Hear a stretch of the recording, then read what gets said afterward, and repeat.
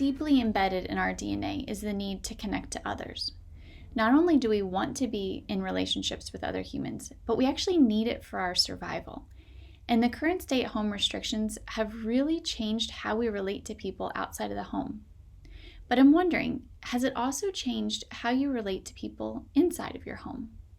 Has it changed how you're interacting with your spouse or your children or your parents? It may be that you have a lot more time right now in the presence of your spouse and children. Your typically hectic, busy schedule may have come to a roaring halt. But does that mean that the quality of your time with your partner and kiddos has improved? In fact, the opposite might be true. You might find that it's more difficult right now to be patient, kind, and loving, and present. And that's going to be the focus of this video. If you're finding yourself frustrated, stressed, or particularly irritable, I can say that's probably expected given the current circumstances. However, if you're suffering, please don't do it in silence. I would encourage you to open up, because what we know from the research is that the more vulnerable we are in our relationships, the stronger our relationships become. For now, I want to focus on how do we improve ourselves so that we can be the best versions possible in our relationships. Rather than trying to change our loved ones or focusing on what frustrates us about other people, if we focus on ourselves and try to change ourselves instead, then there's a really good chance that our relationships are going to change too. The techniques that I'm going to talk about can be applied to any relationship. Your coworkers, your boss, your spouse, your children, your parents, loved ones, friends. When we're talking about these techniques, it's probably helpful to think about somebody specific. Not somebody from your past or from your future, but somebody that you have current interactions with. Because the best way to do mindfulness is to actually practice it. So it would be helpful if you could think about a relationship that maybe you want to improve right now, and then focus on that person when we're talking about these techniques. All right, so do you want to know my big psychology secret? One key to improving your relationships is to be mindful. Far too often we're distracted by things going on in our environment. Maybe that's technology, paying attention to our phones or watching television instead of being fully present in the conversation. Or maybe we're just distracted because we're trying to multitask.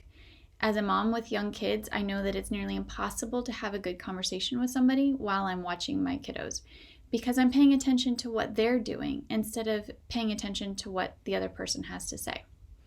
Sometimes, though, we're distracted not by things that are going on around us, but by things that are going on inside of us. So sometimes our distractors are from stress or just thinking about things instead of paying attention to what the other person has to say. Or maybe our mind is wandering. Anxiety and depression can also really leave us feeling distracted and agitated on the inside. So there's lots of things that can take us away from truly connecting. The problem is that when that happens time and time and time again, then we stop feeling heard and understood in our relationships.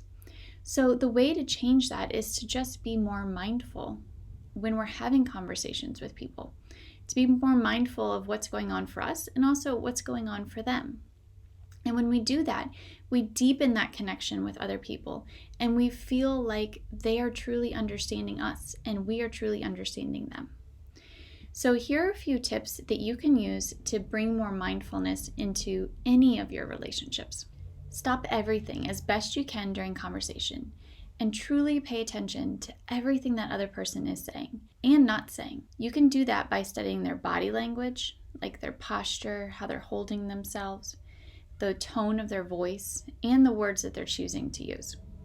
Also, you'll want to pay attention to how you're presenting yourself. So how is your body language? Are you really closed off, like with your arms crossed and your shoulders hunched?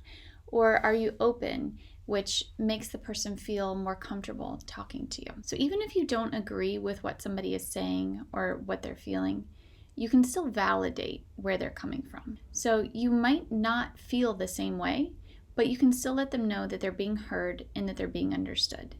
And when you really don't understand where somebody is coming from, you can ask questions to help clarify, but just make sure that it's in a way that's not judgmental and critical. Like, well, why would you feel like that? Or what would make you think that? Do so in a way that makes them feel like you're just trying to understand and trying to really get to the bottom of what their experience is like. Ask yourself, what does this person need from me right now? They may be looking for specific advice or guidance, but chances are they just want a place to feel heard and to feel understood. So before offering advice, really take time to listen. Because when we offer advice too quickly, then it shuts down the conversation, and the other person usually doesn't feel heard and understood. Take some time to be quiet and just think about the other person in the relationship and focus on their strengths. So sometimes the things that irritate us the most in our relationships are also things that are huge assets to those relationships. So for instance, if somebody is stubborn, that can be really irritating, but it can also be a beautiful strength because it can mean that that person is determined and driven to succeed. So instead of thinking about things from a negative perspective, is there any way to change that and to think about it as a strength? And if so, you might find that you come to feel more compassion and openness and love towards that person. Be curious and open to what others have to say. It may not be something that you like to hear, but try to listen as non-judgmentally as possible. A lot of times when someone says something that we don't agree with or that we don't like, we immediately start to conjure up this argument in our head to refute what that person said or to prove them wrong. But when we do that, we're getting distracted from listening to what their experience is really like. So instead, it's more helpful to ask questions that really help them to explore or to help you understand what it is that's going on for them. So asking questions like, what was that experience like for you? Or what did you notice next? Or what was the meaning behind that? Can be really helpful into really getting deep into their experience and to making that person feel connected to you. And lastly, when we're truly paying attention to our conversations, then we're much more likely to remember what was said. It's helpful to bring up things from past conversations in your current conversations to show the person that you were listening and that you do care about what they said.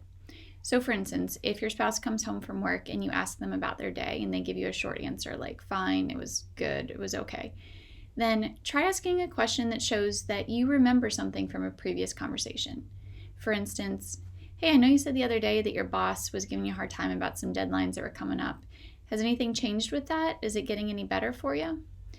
And that shows the person that not only do you care, but also that you're paying attention.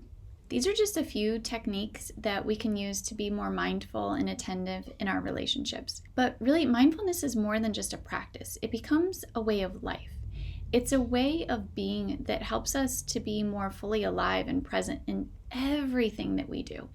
So if you really want to dive deeper into mindfulness, then consider joining our class that's going to be starting soon. It's mindfulness-based cognitive therapy. And you can find out more by visiting our website, www.newlondoncounselingcenter.com. New London Counseling Center is still offering telehealth services to both new and existing clients regardless of financial situation. If you or someone you know would like to schedule an appointment with a member of our licensed clinical team, call 484-746-3112. Thank you for watching and for the generous contributions of those who have made mental health care accessible in our community. Want to take a more in-depth look at how to unwind, recharge, and live life with less stress and more calm? Follow the link in the description to sign up for alerts on our upcoming mindfulness-based cognitive therapy class.